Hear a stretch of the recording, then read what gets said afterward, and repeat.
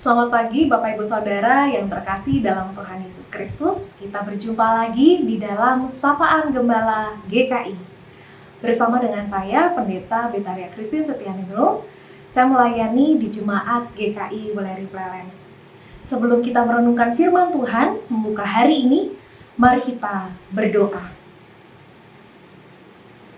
Tuhan yang setia menyertai perjalanan hidup kami datang menghadap-Mu ya Allah, apa adanya. Ada hari-hari ketika langkah kami ringan, tetapi ada juga masa ketika perjalanan kami terasa berat, tanpa kami sepenuhnya mengerti alasan dibalik itu semua. Saat ini kami mau mengawali hari, memohon keheningan hati, keteduhan jiwa daripada-Mu ya Allah. Agar firman Tuhan kami boleh dengar dengan hati yang terbuka dan hidup kami diterangi oleh kasih-Mu. Amin. Firman Tuhan hari ini terambil dari Ibrani pasal 12 ayat 1b yang menyatakan demikian. Marilah kita menanggalkan semua beban dan dosa yang begitu melekat pada kita dan berlomba dengan tekun dalam perlombaan yang ada di depan kita. Pada zaman ketika hutan masih berbisik dan gunung dipercaya menyimpan ingatan manusia, hiduplah seorang pengembara yang bernama Raga.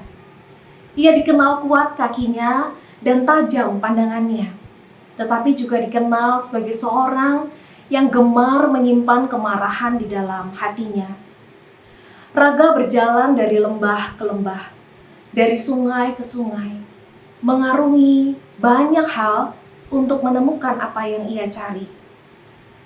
Namun dalam perjalanan itu setiap kali ia merasa disakiti oleh kata orang, oleh sikap sahabat, atau oleh keadaan yang tidak berjalan sesuai dengan apa yang ia harapkan, ia tidak sungguh-sungguh melupakannya. Sepanjang jalan Raga akan menggerutu, seakan berbicara kepada dirinya sendiri. Aku tidak pantas diperlakukan seperti ini. Mereka salah. Mereka harus tahu kesalahan mereka. Dan banyak lagi. Konon, setiap kali Raga mengomel dan menggerutu, sebuah batu muncul di tangannya dan Raga kemudian memasukkan batu itu ke dalam ranselnya. Hanya batu kecil, katanya, tak akan menggangguku. Hari demi hari berlalu, setiap kemarahan kembali ia ingat, melahirkan batu-batu yang baru. Setiap dendam dipelihara menambah beban, Raga terus berjalan. Tetapi langkahnya perlahan-lahan menjadi semakin lambat, semakin berat, bahunya menunduk, nafasnya semakin pendek, dan ia semakin sulit untuk berjalan. Yang mengherankan adalah batu-batu itu menjadi semakin berat, bukan karena ukurannya membesar. Batu-batu itu tetap pada ukurannya semula, melainkan karena kenangan yang melekat dalam batu-batu itu. Ada batu-batu yang membawa ingatan tentang kata-kata yang melukai, ada batu yang menyimpan wajah seseorang yang pernah mengecewakan Raga. Semakin sering kenangan itu diingat, semakin berat pula beban yang dibawa oleh Raga. Suatu hari, di sebuah lereng gunung yang sunyi, Raga terjatuh. Kantung perjalanannya yang ia bawa di dalam ranselnya itu robek dan batu-batu itu pun tumpah ke jalanan. Karena merasa sayang dengan batu-batu itu, Raga segera mengumpulkan batu-batu itu kembali. Namun ia sudah semakin susah untuk membawa semua batu-batu itu. Saat itulah muncul seseorang dan berkata kepadanya, "Hai pengembara, mengapa engkau membawa begitu banyak batu?" Lalu Raga menjawab, "Oh, ini bukan batu biasa.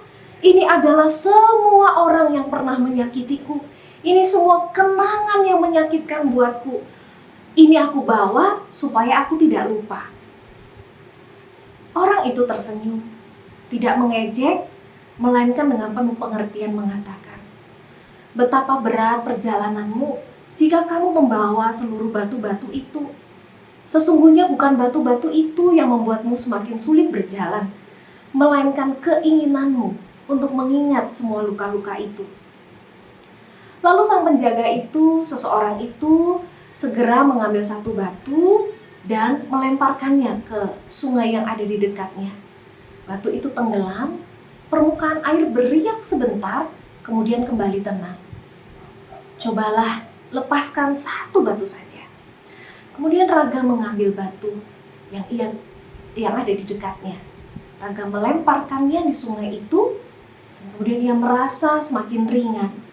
Setiap kali satu batu dilepaskannya, dilemparkannya ke sungai itu, ia merasa bebannya berkurang.